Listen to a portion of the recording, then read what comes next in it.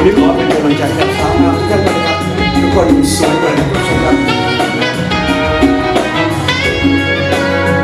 จับใจเมื่อยามได้ชมสมดังเขาโจทย์จัน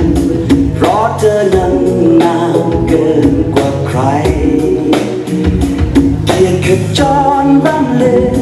ชื่อเสียงเธอกว้างไกลแต่เจิดฉายด้วยความงดงามของหญิงไทยเปลี่ยนไปด้วยความศรัทธารู้คุณค่าแห่งเธอเพราะตัวเธอคือกุลสตรีกิริยาน่าชมเหมาะสมในทุกทีสิ่งเหล่านี้ล้วนมีอยู่ในเธอ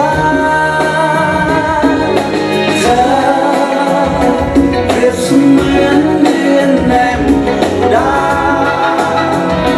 เด่นทอแสงพราวอยู่บนฟ้าทุกลีลาทุกท่าทางทุกอย่างของเธอเธอเปรียบเสมือนเดือนในหมู่ดาวเด่นทอแสงพราวอยู่บนฟ้าทุกลีลาทุกท่าทางทุกอย่าง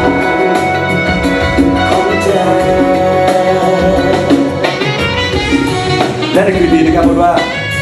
ทุกคนคงจะภาคภูมิใจกับสาวงามของเรากุลสตรีไทยของเราที่จะได้รับตำแหน่ง Miss Universe นางงามจักรวาลแห่งประเทศไทย Miss Universe Thailand ครับเอาช่วยทุกคนครับเปลี่ยนไปด้วยความศรัทธ